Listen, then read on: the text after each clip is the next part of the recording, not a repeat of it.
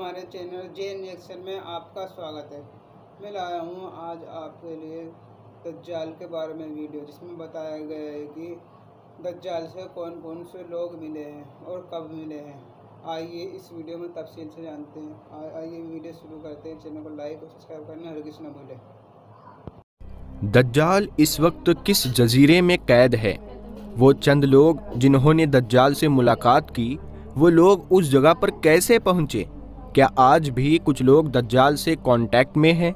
वो मिस्टीरियस जजीरा, वो आइलैंड कहाँ है? आज गूगल मैप में ये जजीरा, ये आइलैंड क्यों दिखाई नहीं देता? हम इस वीडियो में इन तमाम सवालात के जवाब जानेंगे। दज्जाल वो फितना है जिसके मुताल्लिक हज़रत आदम अलैहिस्सलाम से लेकर हज़रत मोहम्मद सल्लल्लाहु ताला अलैहि वसल्लम तक तमाम पैगंबरों ने अपने अपने उम्मतों को आगाह किया। ये क़यामत तक का सबसे बदतरीन फितना करार दिया गया है। दज्जाल शैतानी कुव्वत का हामिल होगा, दुनियावी ताकतों से मालामाल होगा और उनके ज़रिए दुनिया में तबाही मुसल्लत कर देगा। दज्जाल इस वक्त कहाँ है और किस हालत में है, इसके मुताल्लिक एक अजीबो गरीब रिवायात हदीस के किताबों में उसका ज़िक्र हुआ है। तो सब कुछ बताएंगे प्यारे दोस्तों। आप इस वीडियो को शुरू से लेकर आखिर तक ज़रूर देखिएगा, इंशाल्लाह आपकी मालूमात में बहुत इजाफा होगा। दोस्तों, स्क्रीन पर नज़र आने वाला ये समुंदरी इलाका कोई आम इलाका नहीं है। एक ऐसी जगह कि जिसे दुनिया की सबसे ख़तरनाक जगहों में गिना जाता है। एक ऐसी जगह कि जिसके बारे में ये मशहूर है कि जो भी इंसान इस जगह से गुज़र कर जाता है, अब वो चाहे समुद्री जहाज़ से जाए या फिर हवाई जहाज़ से जाए, वो हमेशा हमेशा के लिए ख़त्म हो जाता है। और तो और इस जगह के बारे में ये भी कहा जाता है कि इस जगह पर पहुंचने के बाद लोगों के कंपास काम करना बंद कर देते हैं, यानी इंसान को ये पता चलना ही बंद हो जाता है कि आखिर वो कौन सी दिशा में है और उसको आगे कौन सी दिशा में जाना है। दोस्तों, दुनिया की ख़तरनाक और अजीब जगह आखिर कहाँ पर मौजूद है?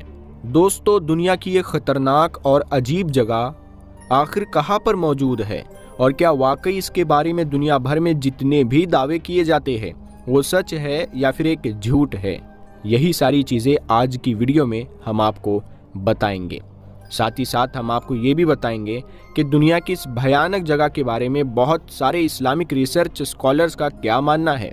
दोस्तों, अब अगर बात की जाए इस बारे में कि आखिर दुनिया की ये भयानक जगह कहाँ पर है, तो आपको बताते चले कि ये ख़तरनाक जगह अटलांटिक महासागर में मौजूद है और इसे बरमूडा ट्रायंगल के नाम से जाना जाता है। दोस्तों, इस भयानक जगह की कहानी उस वक्त शुरू हुई जब आज से लगभग 200 साल पहले हमारी दुनिया के कुछ पानी के जहाज़ लगातार अटलांटिक महासागर की एक ख़ास जगह पर जाकर डूबने लगे। लोगों को जब इस बात का एहसास हुआ कि डूबने वाले सारे जहाज़ लगभग एक ही जगह पर जाकर डूबे हैं, तो उन लोगों ने उस जगह की और ज़्यादा गहराई से रिसर्च की, जिसके बाद ये नतीजा निकला कि ये ख़ास जगह एक त्रिकोण यानी तिकोनी जगह है जो अटलांटिक महासागर में अमेरिका से बिल्कुल मिली हुई है। बस उसी वक्त से ही इस अजीब जगह के किस्से पूरी दुनिया में मशहूर होना शुरू हो गए थे। दोस्तों, बरमूडा ट्रायंगल के बारे में कहा जाता है कि यहाँ से अब तक लगभग 50 से ज़्यादा पानी के जहाज़ और 20 से ज़्यादा हवाई जहाज़ गायब हो चुके हैं, और वो भी ऐसे गायब हुए हैं कि जिनका आज तक कोई निशान नहीं लगाया जा सका। दोस्तों, सबसे पहले सन 1800 में अमेरिका की फ़ौज का एक समुद्री जहाज़ बरमूडा ट्रायंगल से गायब हुआ था, जिसमें लगभग 91 लोग सवार थे। लाख कोशिशों के बावजूद भी लोगों को उस जहाज़ को ढूंढने में कामयाबी ना मिल सकी थी, और जहाज़ में सवार 91 लोग ऐसे गायब हो गए थे जैसे मानो वो कभी इस दुनिया में हुआ ही नहीं करते थे। उसके बाद 1814 में एक बार फिर से USS वास्प नाम का अमेरिका का एक बहरी जहाज़ बरमूडा ट्रायंगल में गायब हुआ था, और उसका भी आज तक कोई पता नहीं लगाया जा सका। उसके बाद 1824 में भी अमेरिका का एक जहाज़ इसी बरमूडा ट्रायंगल में ही गायब हुआ था, और उसमें भी बहुत सारे लोग सवार थे। उनका भी उसके बाद आज तक कोई सुराग नहीं लगाया जा सका है, और ना ही इन जहाज़ों में से किसी भी जहाज़ का कोई मलबा हाथ लग सका है। ویسے تو برموڈا ٹرائنگل میں جہازوں کے ڈوبنے کا جو سلسلہ سن 1800 میں شروع ہوا تھا وہ لگاتار جاری رہا اور ایک کے بعد ایک بہت سارے جہاز اس برموڈا ٹرائنگل کے شکار بنتے گئے۔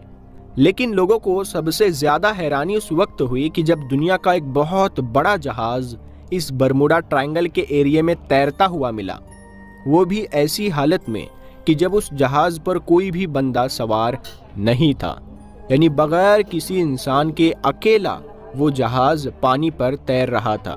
لیکن دوستو، بات یہیں پر ختم نہیں ہونے والی تھی۔ کچھ دنوں کے بعد یہ خلاصہ ہوا کہ جو جہاز برموڈا ٹرائنگل پر تیرتا ہوا ملا تھا وہ کوئی اور جہاز نہیں بلکہ ایک ایسا جہاز تھا کہ جسے آج سے 90 سال پہلے ڈوبا ہوا گھوشت کر دیا گیا تھا۔ یعنی وہ جہاز آج سے 90 سال پہلے ڈوب چکا تھا۔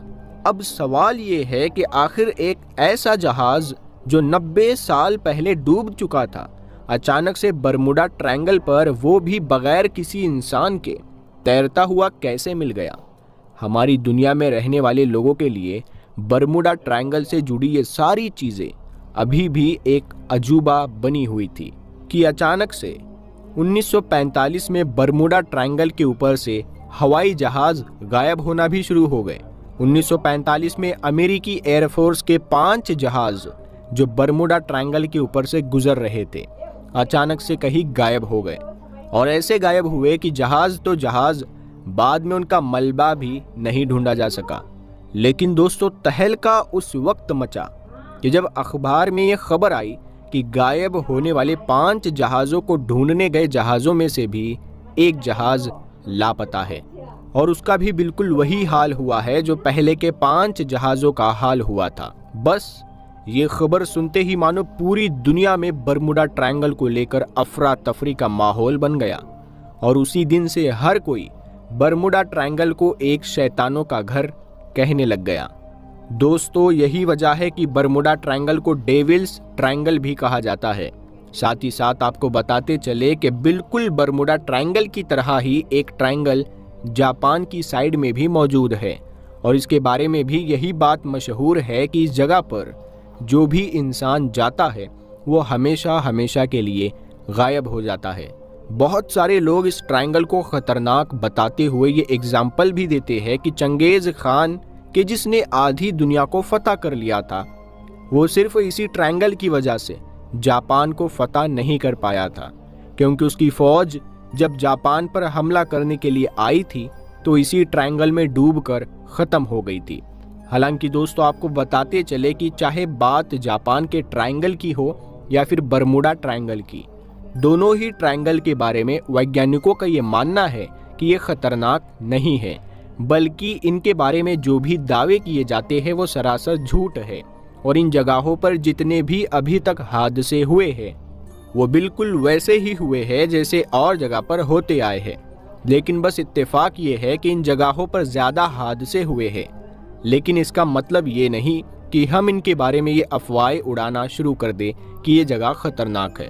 حالانکہ دوستو، ہم اس بات سے بھی انکار نہیں کر سکتے کہ ویگیانک برموڈا ٹرائنگل کی ساری باتوں کو جھوٹا بتانے کے باوجود بھی ابھی تک کوئی ایسا ٹھوس مضبوط ثبوت نہیں دے سکے ہیں کہ جس کے ذریعے سے لوگوں کو یہ یقین دلایا جا سکے کہ برموڈا ٹرائنگل کے بارے میں جتنی بھی چیزیں ہمیں بتائی جاتی ہے وہ ساری جھوٹی ہے۔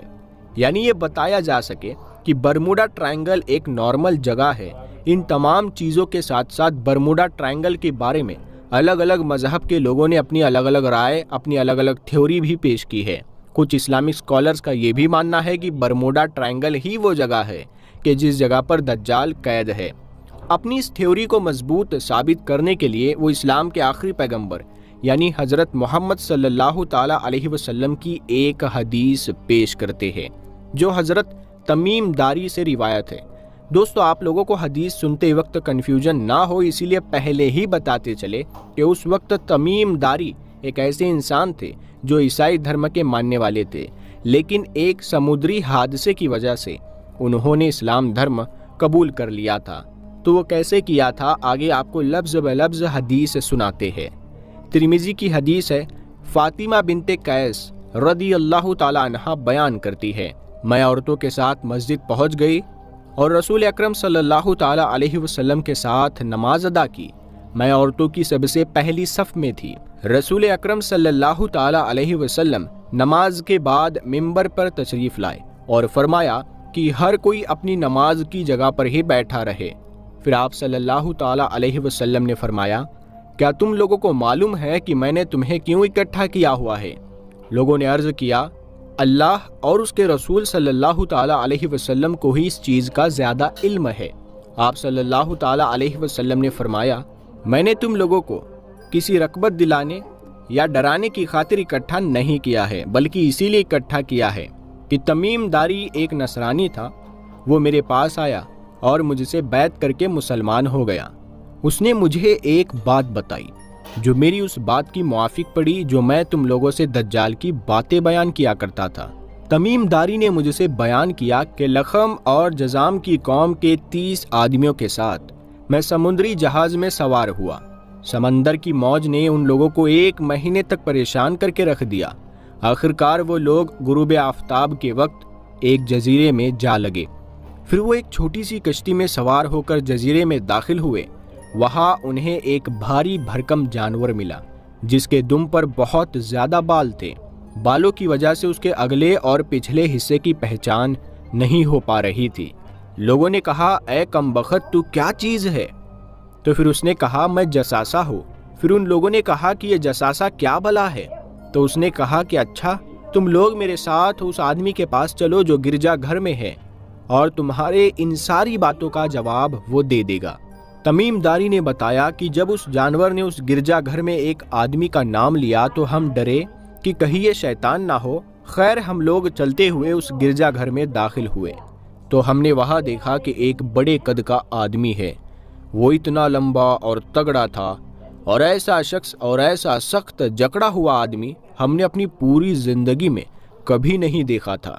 اس کے دونوں ہاتھ گردن کے ساتھ تھے اور دونوں زانوں سے دونوں ٹخنوں تک سب کچھ جکڑا ہوا تھا۔ پھر ہم لوگوں نے کہا کہ ارے کمبخت، تو کیا چیز ہے؟ وہ کہنے لگا، تم لوگ اب میری خبر پر قابو پا گئے، یعنی اب تو میرا حال تم کو معلوم ہو جائے گا۔ پہلے تم لوگ اپنے بارے میں بتاؤ کہ تم کون لوگ ہو۔ تو ہم نے کہا کہ ہم عربی لوگ ہیں۔ ہم ایک سمندری جہاز میں سوار ہوئے تھے، مگر طوفان کی وجہ سے ہم 1 مہینے تک اس کے رحم و کرم پر رہے۔ اس طرح ہم تیرے اس جزیرے میں آ گئے۔ پھر ہم ایک چھوٹی سی کشتی میں بیٹھ کر جزیرے میں داخل ہوئے۔ وہاں ہمیں یہ تمہارا بہت بالوں والا جانور ملا۔ بالوں کی کثرت سے اس کا اگلا پچھلا حصہ نظر نہیں آ رہا تھا، تو ہم نے اس سے کہا کہ یہ کمبخت، تو کیا چیز ہے؟ تو کیا بلا ہے؟ اس نے کہا، میں جساسہ ہوں۔ ہم نے کہا، یہ جساسہ کیا چیز ہے؟ تو اس جانور نے کہا کہ تم لوگ اس آدمی کے پاس چلو جو اس گرجا گھر کے اندر ہے، وہ تمہاری خبر کا بے حد مشتاق ہے۔ چنانچہ ہم لوگ تیزی کے ساتھ تمہاری جانب دوڑتے ہوئے آ پہنچے، اور ہم ڈر گئے کہ کہیں یہ بھوت پریت نہ ہو۔ پھر جنزیروں میں جکڑے ہوئے اس آدمی نے کہا، اچھا، تم لوگ مجھے بیسان فلسطین کی ایک بستی کے نخلستان کے بارے میں بتاؤ۔ پوچھ، نخلستان کے بارے میں تو کیا پوچھنا چاہتا ہے؟ میں اس کے نخلستان کے بارے میں پوچھنا چاہتا ہوں، کیا وہ پھلتا ہے، یعنی پھل دیتا ہے؟ تو ہم نے کہا کہ ہاں، پھلتا تو ہے۔ اس نے کہا کہ اب عنقریب وہ نہیں پھلے گا، یعنی کہ عنقریب وہ پھل نہیں دے گا۔ پھر اس نے کہا کہ مجھے طبرستان کے سمندر کے بارے میں بتاؤ۔ تو ہم نے کہا کہ اس سمندر کے بارے میں تم کیا پوچھنا چاہتے ہو؟ اس نے کہا کہ کیا اس میں پانی موجود ہے؟ ہم نے کہا کہ ہاں، اس میں تو بہت زیادہ پانی ہے۔ اس نے کہا کہ عنقریب اس کا پانی سوکھ جائے گا۔ پھر اس نے کہا، مجھے زگر جو ملک شام کا ایک شہر ہے، اس کے چشمے کے متعلق معلومات دو۔ ہم نے کہا، اس کے بارے میں تم کیا معلومات چاہتے ہو؟ اس نے کہا کہ کیا اس چشمے میں پانی ہے؟ کیا اس چشمے کے باشندے اس پانی سے کھیتی کرتے ہیں؟ ہم نے بتایا، ہاں، اس میں تو ابھی بہت پانی ہے اور وہاں کے باشندے اس پانی سے کھیتی باڑی کرتے ہیں۔ پھر اس نے ہم سے پوچھا کہ مجھے عرب کے نبی کے بارے میں بتاؤ۔ ہم نے بتایا، وہ مکہ سے نکلے اور مدینہ چلے گئے۔ پھر اس نے کہا کہ کیا عرب نے اس نبی کے ساتھ لڑائی کی؟ ہم نے کہا ہاں۔ اس نے کہا، نبی نے عربوں کے ساتھ کیا کیا؟ ہم نے اسے بتایا کہ وہ اپنے غرض و پیش کے عربوں پر غالب ہوئے اور انہوں نے ان کی اطاعت کی۔ اس نے کہا کہ کیا یہ بات ہو چکی؟ ہم نے کہا ہاں۔ اس نے کہا آگاہ رہو، عربوں کے لیے اس میں خیر ہے کہ وہ اس نبی کی پیروی کر لے، اور میں تمہیں بتا دوں کہ میں مسیح دجال ہوں۔ ان قریب مجھے نکلنے کی اجازت دی جائے گی، چنانچہ میں نکلوں گا اور پوری زمین کی سیر کروں گا۔ مکہ اور مدینہ کو چھوڑ کر ساری ہی بستیاں صرف 40 ہی دن میں سر کر لوں گا، یعنی فتح کر لوں گا۔ اگر میں مکہ یا مدینہ میں کسی بھی شہر میں داخل ہونے کی کوشش کروں گا تو وہاں ایک فرشتہ ننگی تلوار لے کر مجھے اس میں داخل ہونے سے روک دے گا، اور اس کے ہر ایک ناکے پر فرشتے ہوں گے جو اس کی چوکیداری کریں گے۔ حضرت فاطمہ بنت قیس رضی اللہ تعالی عنہا کہتی ہے کہ اتنا بیان کرنے کے بعد پیارے نبی صلی اللہ تعالی علیہ وسلم نے اپنے عصا سے منبر پر مارتے ہوئے فرمایا، یہی مدینہ ہے، یہی طیبہ ہے، یہی طیبہ ہے، خبردار ہو جاؤ۔ کیا میں تم لوگوں کو ایسے حال سے خبر دے چکا ہوں؟ تو سارے لوگوں نے کہا ہاں۔ آپ صلی اللہ تعالی علیہ وسلم نے فرمایا، مجھے تمیم داری کی بات اچھی لگی، جو کہ میری اس وہ بات سے ملتی جلتی ہے جو میں تم لوگوں سے دجال اور مکہ مدینہ کے بارے میں بیان کیا کرتا تھا۔ خبردار، وہ دجال دریائے شام یا دریائے یمن میں ہے نہیں، بلکہ وہ مشرق کی جانب ہے، وہ مشرق کی جانب ہے، وہ مشرق کی جانب ہے۔ پیارے دوستو، مشرق کی جانب بحر ہند ہے، شاید دجال بحر ہند کے کسی جزیرے میں ہو۔ یہ دنیا کا تیسرا سب سے بڑا سمندر ہے اور پرتھوی کی سطح پر موجود پانی کا لگ بھگ 20% حصہ اس میں شامل ہے۔ پیارے دوستو، جانکاروں نے لکھا ہے کہ وہ جزیرہ برموڈا تریکون میں ہی ہے، کیونکہ برموڈا ٹرائنگل میں ایک ایسا جزیرہ موجود ہے جہاں ایک بڑا گرجا پایا جاتا ہے، یعنی ایک چرچ پایا جاتا ہے، اور جہاں کسی کو بھی جانے کی اجازت نہیں ہے، اور اگر کوئی وہاں داخل ہونا چاہے تو وہ وہاں سے واپس نہیں آ سکتا۔ یہ جزیرہ کوئی عام جزیرہ نہیں، یہی وجہ ہے کہ گوگل میپ میں اس جزیرے کی لوکیشن نہیں ملتی ہے۔ کئی لوگوں نے یہ دیکھنے کا دعویٰ بھی کیا ہے کہ اس جزیرے میں امریکی بحری بیڑے داخل ہوتے ہیں لیکن وہ واپس نہیں آتے۔ اب برموڈا ٹرائنگل میں 300 سے زیادہ جزیرے موجود ہیں، ایسا کہا جاتا ہے کہ اس علاقے میں 300 سے زیادہ جزیرے موجود ہیں۔ اب ان جزیروں میں سے دجال کا کون سا ہے، اس کا صحیح علم صرف اللہ تبارک و تعالیٰ کو ہی ہے، اور اپنے مقرر وقت پر اللہ کے حکم سے دجال ان جزیروں سے نکل کر انسانی آبادی کی طرف آ جائے گا، جو ہمارے لیے ایک آزمائش اور فتنہ ثابت ہوگی، جس فتنے سے بچنے کے لیے ہمارے نبی صلی اللہ تعالی علیہ وسلم نے ہمیں راہ دکھائی ہے۔ پیارے دوستو، ہم امید کرتے ہیں کہ آپ کو آج کی یہ معلوماتی ویڈیو پسند آئی ہوگی۔ اس ویڈیو کو آپ اپنے دوستوں میں ضرور شیئر کریں۔ ہم ملتے ہیں آپ کو اگلی ویڈیو میں، تب تک کے لیے السلام علیکم، اللہ حافظ۔